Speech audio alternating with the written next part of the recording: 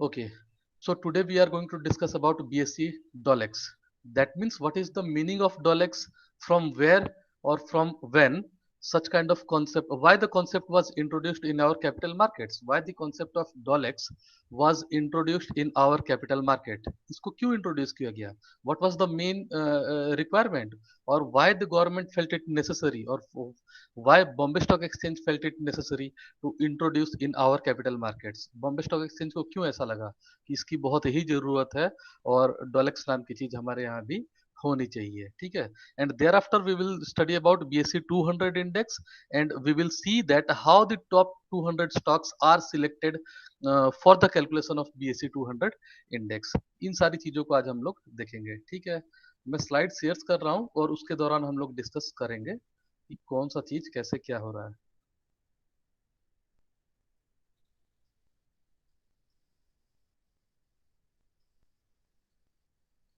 ये डॉलेक्स दिख रहा है सबको? ये स्लाइड्स दिख रहा है सबको? Yes yes sir. सर। चलो देखते हैं। First of all, what is the meaning of Dollex? Dollex simply means the dollar version of the Bombay Stock Exchange indexes. Not all the indexes, but very few indexes. Or you can say that basically Dolex represents the dollar version of Bombay Stock Exchange three most important index, and those three index are BSE 30 index, that is also regarded as Sensex, BSE 100 index and BSE 200 index। ठीक है, Bombay stock exchange में जो top 3 indexes prepared किए जाते थे, top 3 किस लिए कहा जाता है? टॉप 3 एज सच यहाँ पे कुछ नहीं है, but top 3 in regards to volatility, है ना? जिसके जितने कम स्टॉक्स होते हैं उसमें वॉलेटिलिटी या शेयर मार्केट की मूवमेंट या चेंजेस ज्यादा दिखती हैं। तो उसके हिसाब से जो सबसे टॉप 3 कौन सी है? सबसे कम स्टॉक्स वाली, that is BSE 30 index, that is Sensex. Dolex is applicable upon that particular index. Dolex is also applicable upon BSE 100 index, and Dolex is also applicable upon BSE 200 index. Now, what was the launching date at BSE? First of all, Dolex was implemented upon BSE 200 index, and that was launched on 27th May 1994। सबसे पहली बार BSE 200 पे ही लागू किया गया था 1994 में। And there after Dolex was applied upon BSE 30 index on 25th July 2001, and finally Dolex was applicable upon BSE 100 index, and that is applicable upon from 22nd May 2006। ठीक है, तो इस प्रकार से ये अप्लाई किया गया था। मतलब इन स्टॉक्स पे भी जो पहले से ही इंडेक्स बनाए जा रहे थे, but they were prepared in rupees version. उनका कैलकुलेशन रुपीज के मामले में होता था, या रेट ऑफ चेंज जो दिखता था वो रुपए में कितना अंतर डाल रहा है उसके हिसाब से दिखता था, या रुपए के हिसाब से कितना अपवर्ड मूवमेंट हुआ या डाउनवर्ड हुआ उसका ट्रेंड बताता था। But Dollex simply states, or Dolex basically states regarding the dollar version of those index. That means if we are trading in dollar, then we can know about the proper movement of Indian stock markets। In stock indexes का proper movement dollar के हिसाब से क्या हुआ है, इसको देखने के लिए ही डॉलेक्स की कल्पना की गई थी, या डॉलेक्स को इंप्लीमेंट किया गया था। आइए इसके डेफिनेशन को प्रॉपर तरीके से देखते हैं। बस ये 3 डेट्स याद रखना कि किस कब पहली बार यूज किया गया था, उसके बाद किस में, और फिर फाइनली किस में।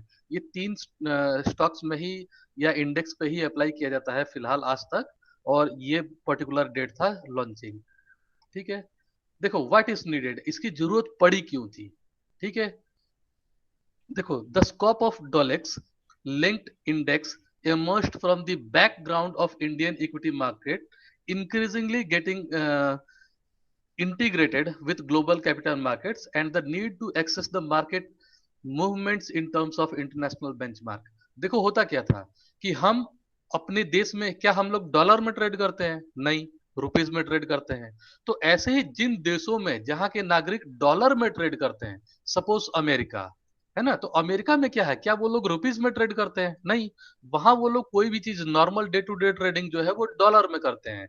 तो suppose any US person who is also an investor and he is willing to make investments in our country, then what, क्या उसे प्रॉब्लम होगी कि नॉर्मल है? जैसे कोई यूएस सिटीजन है, यूएस का बंदा है, यूएस में ही रह रहा है, और वो हमारे स्टॉक मार्केट में पैसा लगाना चाहता है, तो उसके पास समस्याएं क्या आती हैं कि यहाँ के स्टॉक मार्केट को जैसे ही वो वेबसाइट पे देखता है तो वो रुपीस वर्जन में दिखाता है कि हाँ, रुपीस के मामले में या रुपए के हिसाब से इतना मार्केट चढ़ा या रुपए के हिसाब से इतना मार्केट डाउन हुआ। But we know that there is a proper exchange between rupees and dollar, and that particular exchange rate is decided by Reserve Bank of India. In our country it is not decided by RBI, but it is displayed by RBI.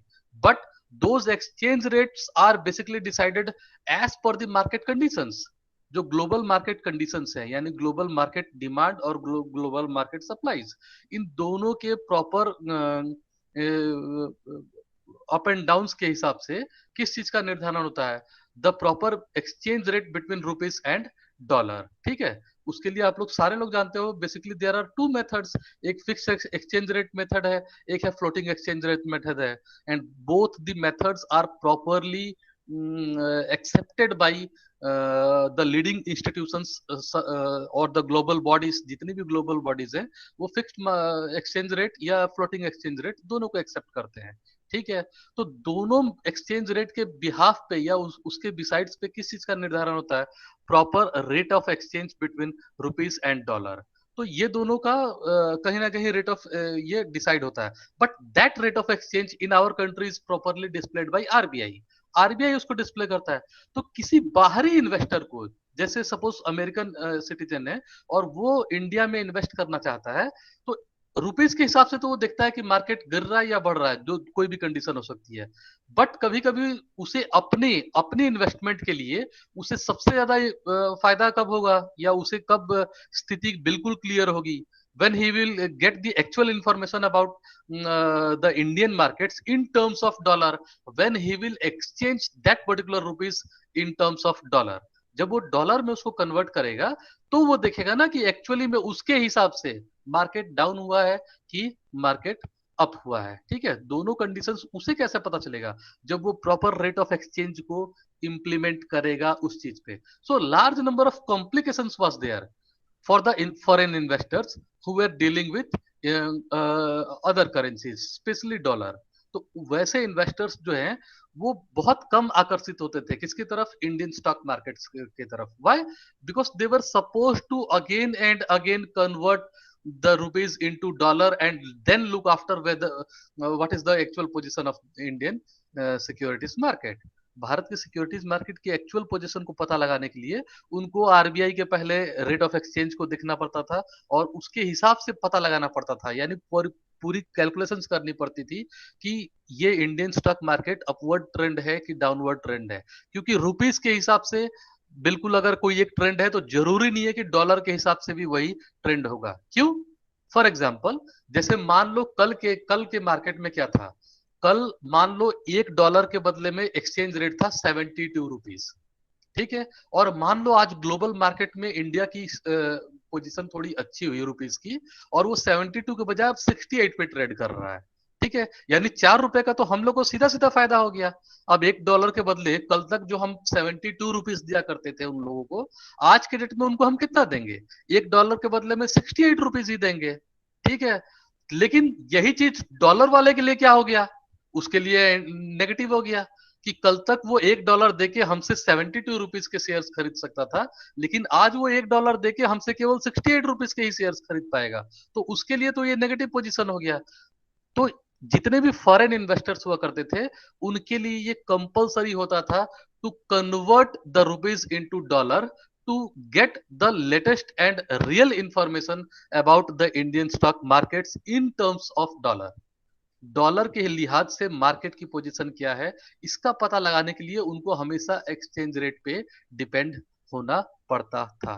ठीक है, तो इस वजह से कहीं ना कहीं Bombay stock exchange ने डिसाइड किया कि नहीं, उनकी इस सहूलियत को हम लोग दूर करेंगे। कैसे दूर करेंगे? Besides displaying the market conditions in the terms of rupees, Bombay Stock Exchange decided to display all the indexes, especially top three indexes, BSE 30, BSE 100 and BSE 200 index in terms of dollar also. And how it is going to take, or from where it is going to take the conversion rate between rupees and dollar, ये next para में लिखा है. It helps the investors to measure the real returns after providing for exchange rate fluctuations. इससे क्या होता था, investors, ये investor कौन था, ये फॉरेन इन्वेस्टर था, ठीक है. So it basically helps the foreign investors to measure the real returns after providing for exchange rate fluctuations. उनको जैसे ही एक्सचेंज रेट की फ्लक्चुएशंस पता चल जाती थी रियल टर्म्स में, तो वो रियल टर्म्स में उन्हें फायदा होने वाला है कि घाटा होने वाला है by making such kind of investment, ये उन्हें पता लगने लगा. बट बॉम्बे स्टॉक एक्सचेंज जो डिस्प्ले करता है वो केवल एक जगह से फिगर उठाता है, एक्सचेंज रेट एक जगह से उठाता है, and that is from the official website of Reserve Bank of India और central bank of our country, the Reserve Bank of India. ठीक है, आरबीआई के ऑफिशियल वेबसाइट पे जो भी रेट ऑफ एक्सचेंज दिखाता है रियल टर्म्स में, ठीक है, वो भी हमेशा अपडेटेड होता रहता है. तो सेम उसी एक्सचेंज रेट को बॉम्बे स्टॉक एक्सचेंज अपने यहाँ उठाता है, एक फॉर्मूला इजाद किया हुआ है, उस फॉर्मूले में उस एक्सचेंज रेट को डाला जाता है और रुपीस के हिसाब से कन्वर्टेड रेट डॉलर में वो लोग डिस्प्ले कर देते हैं. ठीक है, एक स्लाइड और देख लेते हैं. Why it is done, ये ऐसा किस लिए किया गया है. There are some important reasons, कुछ important reasons हैं, उसको देख लिया जाए. Number 1, to easily integrate or comparison or to compare with international markets. देखो, whenever you are going to compare yourself, your market with other markets, तो वो possible ही नहीं है. Why? Other markets are displaying their market in their currency. Suppose China is basically displaying its currencies, its stock markets in the terms of yen. इसी तरीके से US क्या करता है, डॉलर में करता है, और ब्रिटेन क्या करता है, पाउंड स्टर्लिंग में करता है. That means whatever the currency of a country is there, the stock exchanges of their country or those countries are basically displayed as per their currencies. वो अपनी अपनी करेंसी में उसको डिस्प्ले करते हैं. वैसे ही इंडिया में भी किया जाता है. The Indian stock markets basically display the performance of the stock exchanges on the basis of rupees. यहाँ पे रुपये के हिसाब से दिखा जाता है. But how to make a comparison between the leading stock markets. अगर आपको पता लगाना हो कि हम आज के डेट में न्यूयॉर्क स्टॉक एक्सचेंज में सपोज 5% की ग्रोथ है, तो उसके कंपैरिजन में whether we have achieved 5% growth और नॉट, इसे हम कैसे पता लगा सकते हैं. क्योंकि भाई हमारा तो रुपीज के हिसाब से है और उनका डॉलर के हिसाब से है. ठीक है, मार्केट में हो सकता है कि हमारी पोजीशन क्या हुई हो, रुपीज की डॉलर के मुकाबले में बहुत अच्छी हुई हो, है ना. तो रियल टर्म्स पे कंपैरिजन करने के लिए करेंसी एक सिमिलर होनी चाहिए. अगर कोई दो मार्केट सिमिलर करेंसी को ही यूज कर रहे हैं, देन ओनली कंपैरिजन में be done between those two markets in real term. आप रियल टर्म्स में या बिल्कुल सही मायने में कंपैरिजन तभी कर सकते हो जब दो या दो से ज्यादा स्टॉक मार्केट जो भी है, सबकी करेंसी जो डिस्प्लेड, जिस करेंसी में वो लोग डिस्प्ले कर रहे हैं वो सबकी सेम हो. सो by adopting this DOLX or dollar version of our indexes, especially those three index, basically Bombay Stock Exchange has facilitated or it has provided an opportunity to the government or to the investor to have a proper comparison with the international market. वो international market से comparison करने का एक platform देता है. Dollar version को हम लोग इजीली कंपेयर कर सकते हैं. क्यों? क्योंकि भाई डॉलर में हम लोग डिस्प्ले कर रहे हैं और डॉलर में वो लोग ट्रेड कर रहे हैं. ठीक है, तो दोनों की जो भी इंडेक्स है उसको आप लोग कैलकुलेट कर लीजिए या कंपेयर कर लीजिए, देखिए किसका मार्केट अच्छा आगे जा रहा है. Next one is to have easy access. Yes, you can access any market in a proper manner और in a proper confidence if you are having the proper knowledge of that particular currency. अभी मैं आपको बोल दूं कि US market में trade करो, ठीक है, तो वहां आप डॉलर के रेट देख के खुद ही ये हो जाओगे कि मेरे पास तो रुपए हैं, मैं डॉलर में कैसे इन्वेस्ट करूं. तो सबसे पहले आपको उसके बारे में क्या पता होना चाहिए. You must have the accurate amount of rate of conversion of rupees and dollar, वो आपके पास होना चाहिए था. Then only you are going to have an proper access over that particular market. उस मार्केट की एक्सेस आप तभी कर सकते हो. ठीक है, तो जैसे ही डॉलर वर्जन हमारे यहाँ पे अडॉप्ट किया गया, तो हम लोग ये मान के चलते हैं कि अब धीरे धीरे कि जो फॉरेन इन्वेस्टर्स थे जिनको सहूलियत नहीं होती थी इंडियन रुपीस की वजह से, अब क्योंकि डॉलर में ही यहाँ पे ट्रेडिंग की जा रही है या डॉलर में एटलीस्ट उसको डिस्प्ले किया जा रहा है, so they can easily access our markets and so they can make investments in a proper और इन अ इजी मैनर। ठीक है, तो ये जो सेकंड नंबर पॉइंट है, टू हैव इजी एक्सेस, ये बेसिकली किसके लिए एप्लीकेबल हो रहा है? For the foreign investors who are basically trading in dollars. So most of the investors are basically trading in dollars, so they can have a easy access over our markets or over indexes which are displayed in dollar version। वैसे indexes को वो easily access कर सकते हैं।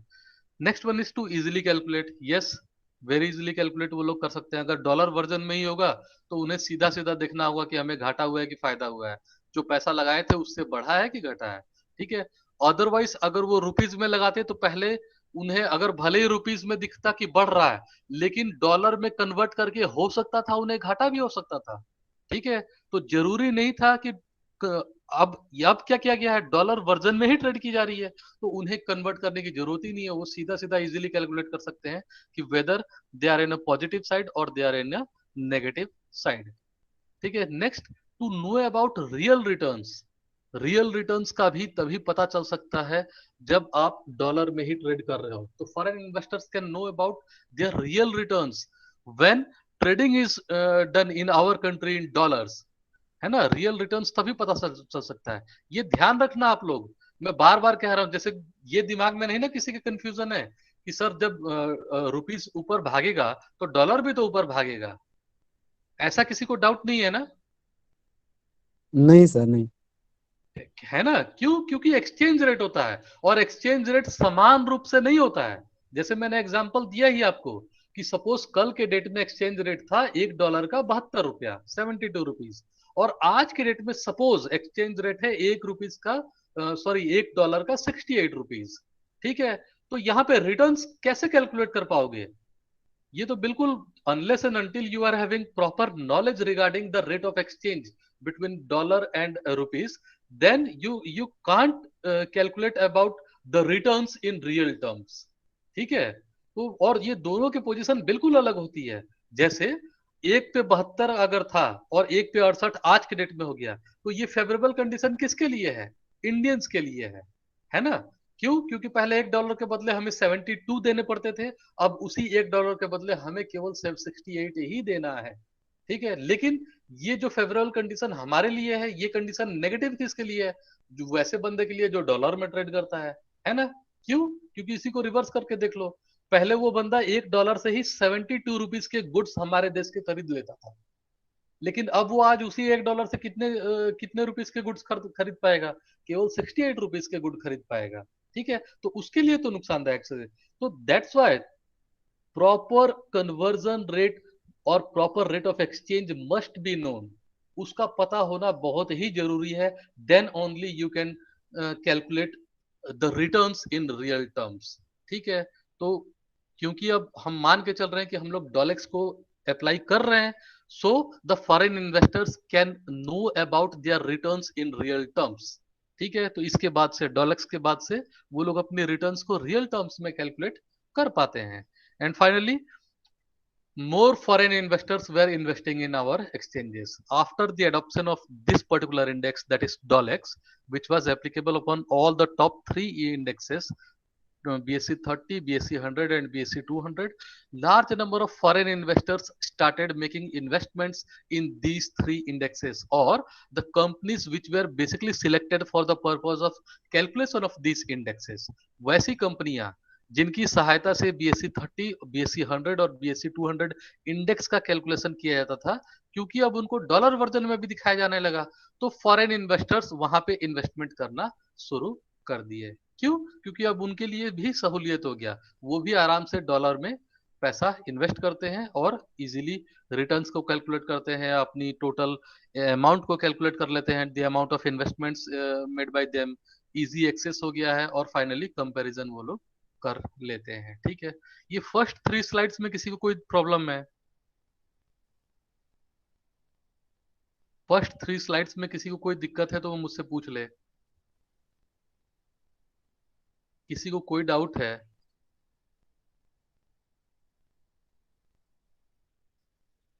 चलो sir कर, sir currency पे sir conversion sir ये सपोज मतलब बीएसई सेंसेक्स एक इंडेक्स थोड़ा है या तेज फिर बोलो, एक थोड़ा तेज बोलो। हाँ। सर जैसे बीएसई सेंसेक्स एक इंडेक्स है या बीएसई 100 है या बीएसई 200 है सर, वो रुपी पे कैसे डिपेंडेंट होता है सर, वो थोड़ा सा समझा दीजिए सर। वो रुपी पे कैसे डिपेंडेंट होता है? कैसे डिपेंडेंट होता है? Yes sir.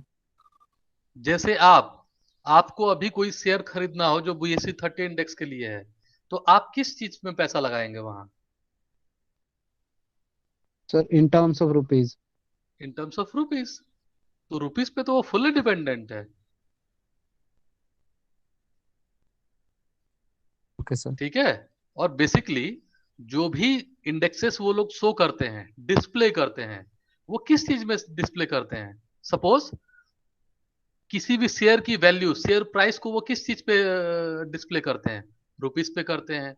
जो टोटल इंडेक्स बढ़ा है या घटा है ना, as compare to last day, और एज कंपेयर टू 1 मंथ, और एज कंपेयर टू 1 ईयर, और एज कंपेयर टू 10 ईयर, ये कैसे वो किस चीज से डिस्प्ले करते हैं? In terms of rupees. Sir since we यहीं पर डाउट है, जैसे सर ये जो बीएसई 100 या 30 है सर, वो तो सर पॉइंट्स में डिस्प्ले होता है, तो सर इसलिए रुपीज का कैसे कनेक्शन है यही पूछना चाहता था। नहीं नहीं, पॉइंट में क्या डिस्प्ले होता है? वो तो परसेंटेज डिस्प्ले होता है। कि परसेंटेज, जैसे 0.5% ग्रोथ। जैसे आज आज का मान लो कह दिया गया कि बॉम्बे स्टॉक एक्सचेंज 1% बढ़ा। तो 1% कब से बढ़ा? As compare to past day, और पास्ट 1 ईयर, और पास्ट यस्टरडे। 10 ईयर। ये तो आपको पता होना चाहिए ना। मैं केवल कहूं कि 1% बढ़ा। जैसे आप ही कहो कि सर मेरा नंबर जो है ना 4% बढ़ा है, तो मैं पूछूंगा ना कि भैया आपका थर्ड सेमेस्टर में 4% बढ़ा है, तो आप कब से ले रहे हो? As compare to the aggregate value of your marks up to second semester, और 4% बढ़ा फ्रॉम फर्स्ट ईयर या फर्स्ट सेमेस्टर। आखिर ये चीज क्लियर नहीं है ना कि आप कब कब तक कब से बढ़ा रहे हो।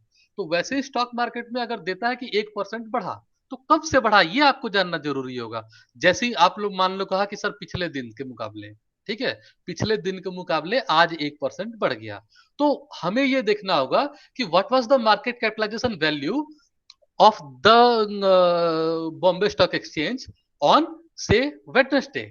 वेडनेसडे को उसकी मार्केट कैपिटलाइजेशन वैल्यू टोटल क्या थी, ये हमें अगर पता चलेगा, तो ही हम कैलकुलेट कर पाएंगे ना कि इसका 1% ज्यादा कितना होता है। वही आज है। ठीक है। Okay sir. तो 1% तो बढ़ा या घटा ये बताया जाता है, बट वो 1% कहां एप्लीकेबल होगा? Upon market capitalisation value, the free float market capitalisation value, that is displayed in terms of rupees. Okay sir, now clear. जैसे एक और समझ लो कि जैसे मान लो आप ही कहो कि सर आज रिलायंस के शेयर जो है 5% बढ़ गए। अरे तो 5% क्या बढ़ा भैया? 5% बढ़ा market value of shares. The market value of shares of that particular company, share Reliance, the market value of shares of Reliance, which was displayed on BSE on Wednesday, and what is displayed and the same the market value of shares which are of this Reliance company, which are displayed on Thursday at Bombay Stock Exchange, there is a difference of 5%, and so we are saying that there is a hike of 5%, है ना? तो 5% hike केवल rate of growth दिखा रहा है, लेकिन किस चीज पे ग्रोथ दिखा रहा है? Upon the market value of shares which is displayed in terms of rupees in our country.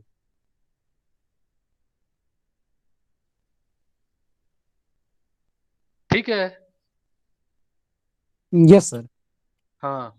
और इसीलिए अब देखो, मान लो हम ये कहे कि 5% रुपए के हिसाब से बढ़ा, तो जरूरी नहीं है कि 5% ये डॉलर के हिसाब से भी बढ़ा होगा। बिल्कुल नहीं जरूरी है। क्यों? क्योंकि कल के डेट में मैंने अभी एग्जांपल क्या दिया था कि कल के डेट में हम मान के चल रहे थे कि $1 का कन्वर्जन रेशियो 72 रुपीज ही था। बट आज का कन्वर्जन रेशियो मैंने क्या बताया कि $1 के बदले में अब 68 हो गया। तो रुपीस को तो फायदा है, बट डॉलर को क्या होगा? कुछ नुकसान होगा। The same 5% growth can't be said that the same 5 rate, the growth at 5% has been declared on that particular currency, dollar also. नहीं, 5% का ग्रोथ वहां हो ही नहीं सकता। क्यों नहीं हो सकता? क्योंकि भाई रुपीस का के हिसाब से 5% बढ़ा है ना, लेकिन रुपीस और डॉलर का कन्वर्जन रेट या एक्सचेंज रेट क्या हुआ है, उसमें चेंजेस आई हैं। सो जब डॉलर के हिसाब से हम लोग प्रोग्रेस चेक करेंगे तो वहां पे चेंजेस आएगा। तो इस टाइप की दिक्कतें होती थी किसको, फॉरेन इन्वेस्टर्स को। इस वजह से बॉम्बे स्टॉक एक्सचेंज ने डिसाइड किया कि नहीं, अब हम डॉलर में भी dollar version of BSE 30 index निकालेंगे, जिसको क्या कहा जाने लगा, डॉलेक्स 30। That means dollar version of BSE 30 index or BSE Sensex, that is Dolex 30। वैसे ही dollar version of BSE 100 index है ना, तो वहां पे अब डॉलर वर्जन के लिए दोबारा से कैलकुलेट करने की कोई जरूरत नहीं है। जो भी BSE 100 इंडेक्स का फॉर्मूला हम लोगों ने पिछली क्लास में देखा था कि कैसे टॉप 100 स्टॉक्स को सिलेक्ट करना है, same will be applicable. only the rate of exchange between currency and dollar, sorry, rupees and dollar will be applicable in the final formula। केवल rate of exchange को हम लोग final formula में implement कर देंगे, और selection of scripts या selection of stocks उनका कहीं से भी कोई changes नहीं है। डॉलर वर्जन के लिए सिलेक्शन का तरीका नहीं बदल जाएगा, सिलेक्शन का तरीका बिल्कुल वही है जो BSE 100 का है, ठीक है। वही डॉलेक्स 100 पे भी एप्लीकेबल होगा। जो BSE 30 के जिस जिस जिस क्राइटेरिया के बेस पे 30 इंडेक्स को या 30 कंपनीज के स्टॉक्स को चुना जाता था, वही तरीका होगा। बस केवल वहां पे डॉलर की एक्सचेंज रेट को हम लोग डालते हुए डॉलर में उस रेट को हम लोग कैलकुलेट कर लेते हैं, ठीक है। उसको मैं दिखाता हूं आगे फॉर्मूला कैसे ये किया जा रहा है।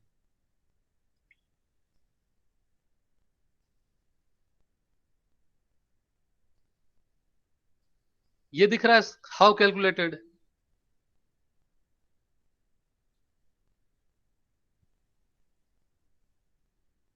ये विजिबल है आप लोग को?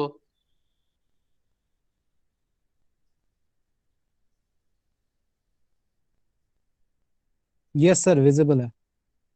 हाँ, चलो देखो, Dollex 30, Dollex 100 and Dollex 200 are calculated and displayed through BOLT, है ना। बोल्ट जब से लॉन्च हुआ उसके बाद से ही ये तीनों को कैलकुलेट किया जाने लगा और प्रॉपरली डिस्प्ले किया जाने लगा by taking into account real time basis, है ना।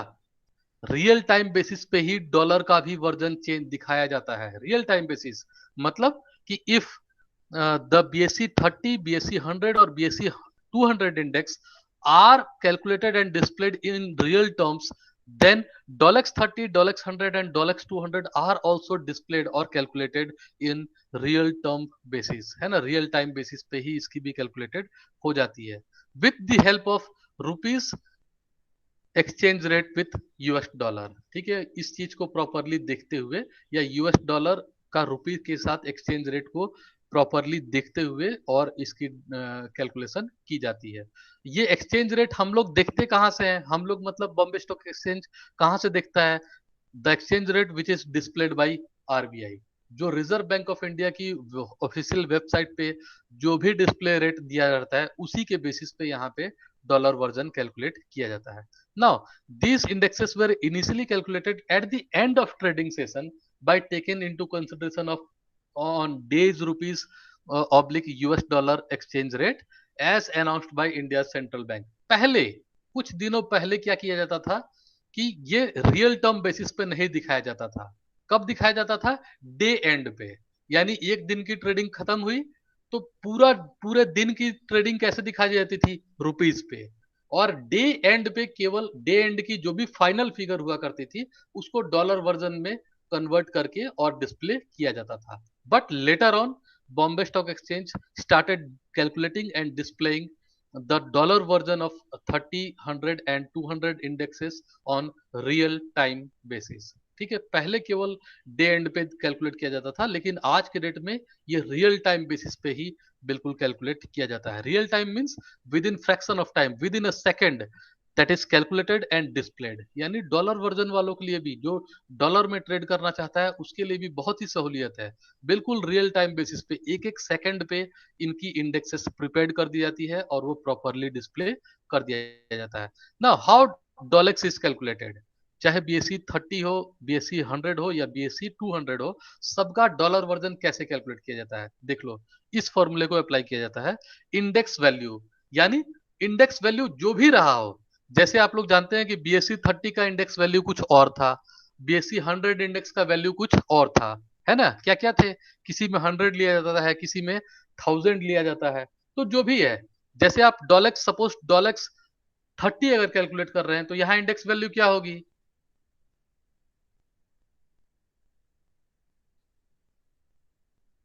सर 100 होगा। 100 होगी। क्यों? क्योंकि बीएससी 30 का इंडेक्स क्या था? 100 था। वैसे ही बीएससी 100, जैसे डॉलेक्स 100 करोगे तो यहाँ इंडेक्स वैल्यू बीएससी 100 की लोगे। वैसे ही यहाँ डॉलेक्स 200 करोगे तो इंडेक्स वैल्यू किसकी लोगे? बीएससी 200 की लोगे। ठीक है, तो यहाँ पे इंडेक्स वैल्यू लेना है multiplied by base year US dollar rate. ठीक है, यहाँ पे बेस रुपी यूएस डॉलर रेट, जो भी बेस ईयर की रुपीज और यूएस डॉलर रेट है वो यहाँ पे रखना है। तो बेस ईयर जानते ही हो कि सबका अलग अलग लिया जाता है। बीएससी 30 में बेस ईयर कुछ और होता था, बीएससी 100 में बेस ईयर कुछ और होता था, बीएससी 200 अभी मैं बताऊंगा, उसमें बताऊंगा कि क्या उसका बेस ईयर अलग है कि सेम है। ठीक है, किसी में 78 79 लिया गया था, किसी में 83 84 लिया गया था। ठीक है, 1983 84। तो उसी तरीके से यहाँ पे उस बेस ईयर में क्या था रुपये और यूएस डॉलर का रेट, वो यहाँ पे उसको ये लिया जाता है। एंड फाइनली यहाँ डिनोमिनेटर में क्या लिया जाएगा? करंट रुपी यूएस डॉलर रेट। यानी करंटली यूएस डॉलर और रुपी के बीच में एक्सचेंज रेट, करंट रेट क्या है, वो इसके डिनोमिनेटर में करके इस तरीके से डॉलेक्स को कैलकुलेट किया जा सकता है। ठीक है, तो डॉलेक्स 30 लेना हो तो सारे फिगर्स किसके होंगे? बीएससी 30 के। और अगर डॉलेक्स 100 कैलकुलेट करना हो तो इंडेक्स वैल्यू, बेस ईयर और डिवाइडेड बाय डिनोमिनेटर वैल्यू, ये सारा का सारा कब का लेना होगा आपको? ये बीएससी 100 का लेना होगा। वैसे ही डॉलेक्स 200 कैलकुलेट करने के लिए बीएससी 200 इंडेक्स के फिगर्स को लेना होगा। So in this way Dollex is calculated and prepared and it is properly displayed over the Bombay stock Exchange through BOLT. BOLT की सहायता से इस तरीके से डॉलेक्स को भी कहीं ना कहीं हम लोग कैलकुलेट करते हैं और प्रॉपरली डिस्प्ले करते हैं। ये डॉलेक्स में किसी को और कोई डाउट रह गया तो मुझसे अभी पूछ ले।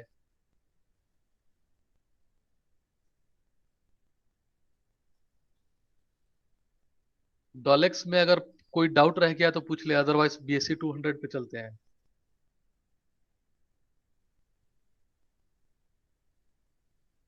चलो, now we are going to discuss about BSC 200 index. That means how and from when BSC 200 index is calculated. इसको देख लिया जाए कब से किया जाता है और किन किन चीजों को ध्यान में रखा जाता है for the calculation of BSc 200 index.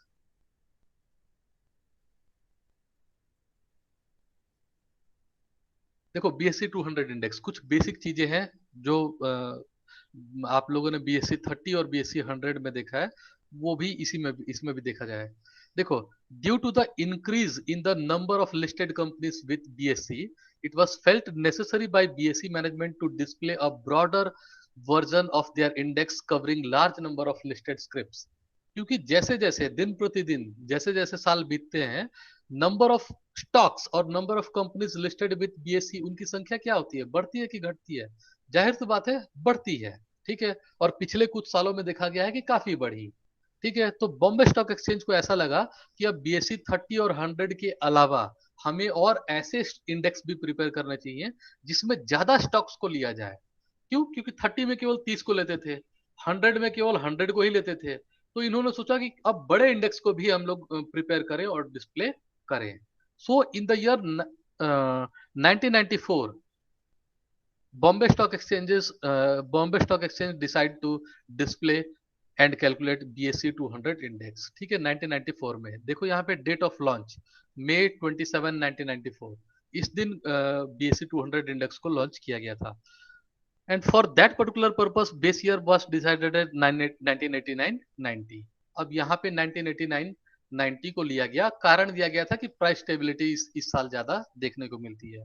देखो 30 में लिया गया था 78-79, उसी तरीके से 100 में क्या लिया गया था 83-84, और 200 बीएससी 200 इंडेक्स के लिए बेस ईयर क्या लिया गया 1989-90। अब यहाँ पे बेस ईयर इंडेक्स वैल्यू इन्होंने भी 100 लिया, ठीक है, यानी बीएससी 30 में भी 100 है, बीएससी 200 में भी 100 है, और बीएससी 100 इंडेक्स में 1000 का फिगर था, तो यहाँ पे 100 का लिया गया।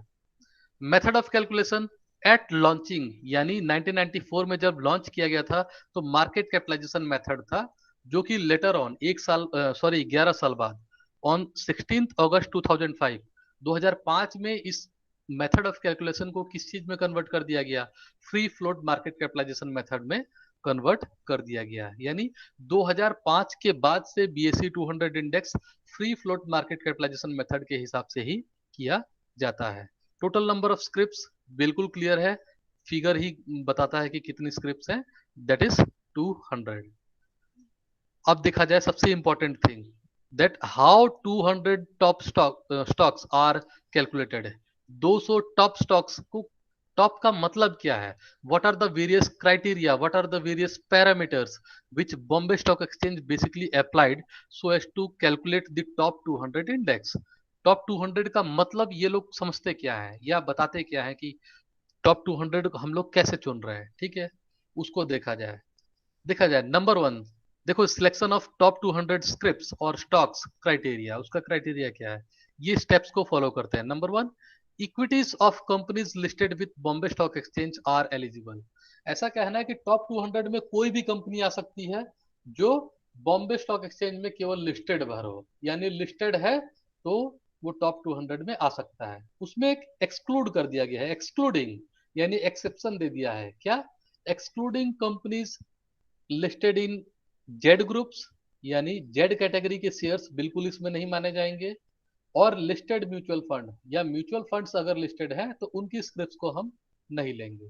यानी mutual fund, listed mutual fund और जेड ग्रुप के कैटेगरीज के शेयर्स, इन दोनों को छोड़ के बाकी जितनी भी स्टॉक्स लिस्टेड हैं वो सारी की सारी इक्विटी मानी जाएगी, ठीक है। ये जेड ग्रुप ऑफ शेयर्स क्या है, कोई मुझे बताएगा?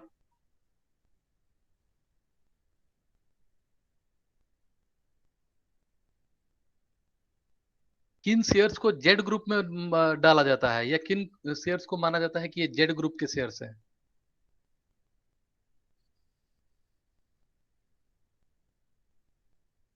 देखो बॉम्बे स्टॉक एक्सचेंज में जेड ग्रुप का एक स्पेशल प्रोविजन है। देखो कुछ हाँ या ना बोलो, अदरवाइज मुझे पता कैसे चलेगा।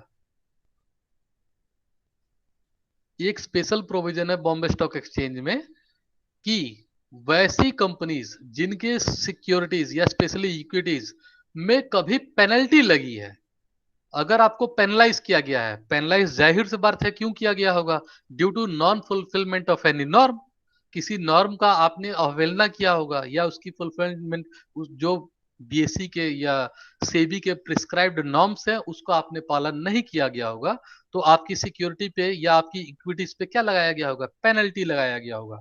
तो जिन सिक्योरिटीज पे पेनल्टी लग जाती है उनको कुछ दिनों के लिए जेड ग्रुप में डाल दिया जाता है, ठीक है। यानी इन पे अभी ताजा ताजा पेनल्टी लगी हुई है, या पेनल्टी लगी हुई थी due to non fulfilment of any norms which were prescribed by SEBI और बीएससी, ठीक है। आपने उनकी बातों को नहीं माना, यानी आपने क्या किया, वॉयलेशन किया, उनकी रूल्स का वॉयलेशन किया, तो आपकी इक्विटीज पे वो लोग पेनल्टी लगा देते हैं।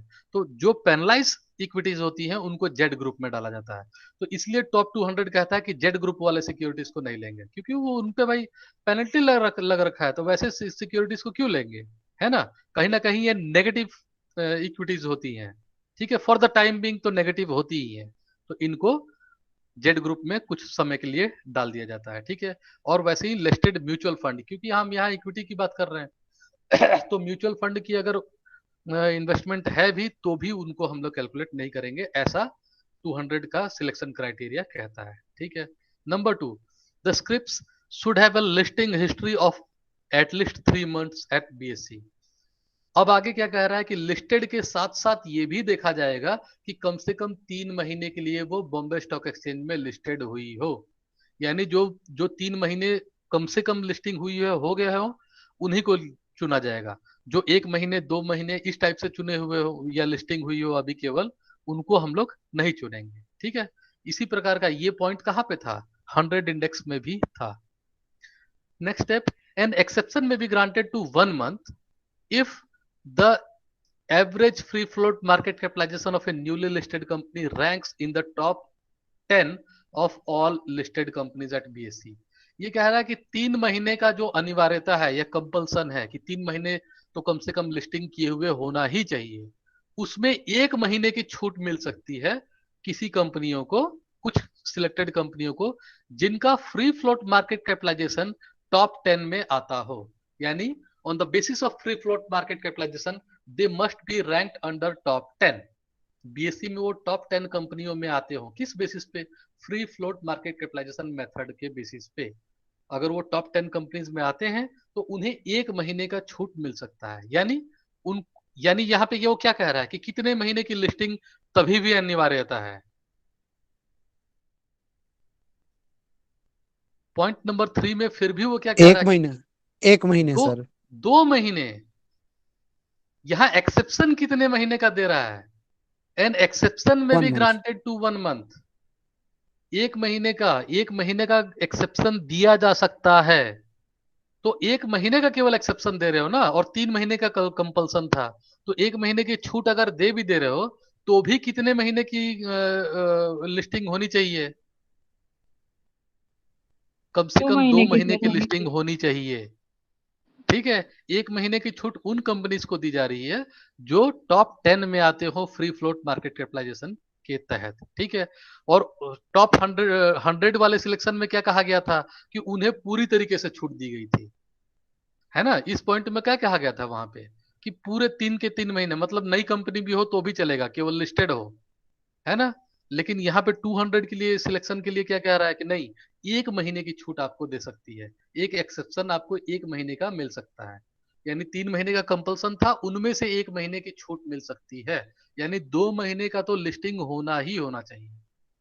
ठीक है, नेक्स्ट, द स्क्रिप्ट्स और the stocks should have been traded on 90% of the trading days in the last 3 month.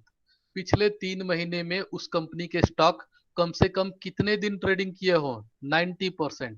यानी जितने भी ट्रेडिंग डेज हो उसका 90% उनकी ट्रेडिंग कम से कम हुई हो। बीएससी 100 में ये क्या कहा गया था, कितना परसेंटेज था? सर 95 था। Very good, 95। 95% था वहां पे। वो टॉप 100 चुनने के लिए उन्होंने कहा था कि 95% कम से कम ट्रेडिंग हो। लेकिन यहाँ क्योंकि नंबर ऑफ कंपनी थोड़ी ज्यादा है, बीएससी 200 इंडेक्स है, तो ये कह रहा है कि पिछले 3 महीने जितनी भी ट्रेडिंग डेज थी, नंबर ऑफ ट्रेडिंग डेज चाहे जो भी रही हो, उसका 90% कम से कम ट्रेडिंग किया हुआ हो। यानी वैसी सिक्योरिटीज को ही हम लोग लेंगे जो लिस्टेड हो, जेड कैटेगरी की ना हो, म्यूचुअल फंड का लिस्टिंग ना हो, कम से कम 2 महीने की लिस्टिंग हो तो भी ले सकते हैं अगर वो टॉप 10 कंपनियों में आती हो। ठीक है, नहीं तो हम वैसे ही कंपनियों को लेंगे जो 3 महीने की लिस्टिंग हो और उन 3 महीनों में भी वो क्या करती हो, कम से कम 95% ट्रेडिंग हो। तो ये मोटा मोटी 5 इन्होंने क्राइटेरिया बता दिए, फिर से सुन लो। कम से कम इक्विटी लिस्टेड हो, जेड कैटेगरी की ना हो, म्यूचुअल फंड ना हो, ठीक है, कम से कम 2 महीने की लिस्टिंग वाले भी चलेगी, लेकिन 2 महीने की उन्हीं कंपनियों को, लिस्टेड कंपनियों को हम लोग यहाँ पे मानेंगे जो टॉप 10 में आती हो। अदरवाइज फाइनल फिगर क्या है, कम से कम 3 महीने की लिस्टिंग हमें चाहिए जो 90% ट्रेडिंग की हो। ठीक है, तो ये अभी तक बताया गया है 90% trading of the trading days in the last 3 months. पिछले 3 महीनों में जो भी ट्रेडिंग डेज थे उसका 90% ट्रेडिंग किया हुआ। Point number 5, all companies are ranked on market capitalisation basis. तो ये पैरामीटर जो भी फुलफिल करते हो शुरू के 4, उसकी बेसिस पे एक रैंकिंग की जाएगी, कंपनियों की रैंकिंग की जाएगी, किस बेसिस पे, ऑन मार्केट कैपिटलाइजेशन बेसिस। यानी किसकी कितनी पूंजी मार्केट में लगी हुई है, यानी मार्केट कैपिटलाइजेशन, कौन कितनी बड़ी कंपनी है। मार्केट कैपिटलाइजेशन से बेसिकली हम लोग बड़ी कंपनियों को ही जानते हैं, है ना। तो कौन कितनी बड़ी कंपनियां हैं उनकी रैंकिंग कर ली जाती है। तो जाहिर सी बात है यहाँ रैंक कितना करोगे, 1 to 200 कम से कम करोगे, 1 to 200। ये पहली रैंकिंग, यहाँ पे देखना दो रैंकिंग बताई गई है। तो पहली रैंकिंग आप करोगे 1 to 200 on the basis of market capitalisation. फिर पॉइंट नंबर 6 क्या कह रहा है, a final rank is allotted by giving weight of 75% to rank on market capitalization and 25% to rank on turnover और liquidity। ठीक है, यानी दूसरा रैंक आप क्या करोगे, पॉइंट नंबर 5 तो कह रहा है कि एक रैंकिंग बनाइए मार्केट कैपिटलाइजेशन के बेसिस पे 1 to 200। ठीक है, दूसरा एक रैंक क्या बनाओ, on the basis of liquidity. एक 1 to 200 की रैंक बनाओ कि कौन कितना ज्यादा लिक्विड है, किसकी सिक्योरिटीज कितनी ज्यादा लिक्विड है। क्यों, क्योंकि यहाँ तो एक 90%, पॉइंट नंबर 4 क्या कह रहा है, 90% की ट्रेडिंग वाले कंपनीज को भी ये लोग ले रहे हैं। बट व्हाट अबाउट 99%, 100%, वो तो 90% वाले से ज्यादा लिक्विड है।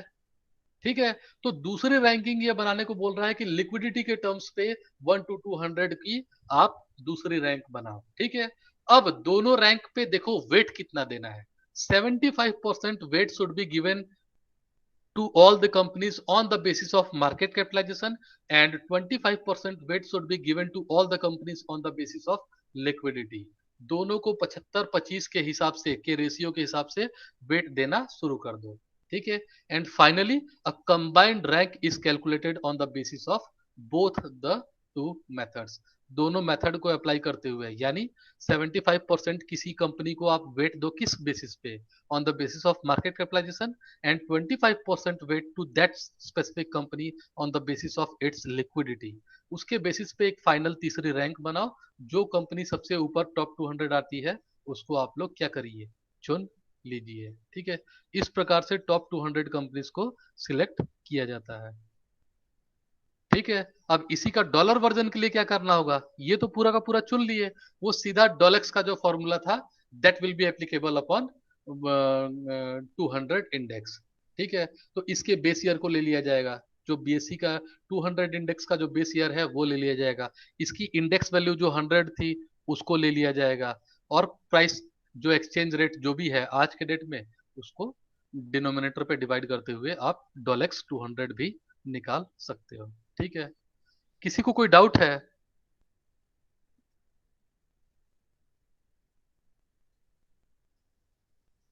किसी पॉइंट में कोई डाउट है तो पूछ लो। No sir. चलो ठीक है, ओके, आज इसको यहीं क्लोज करते हैं।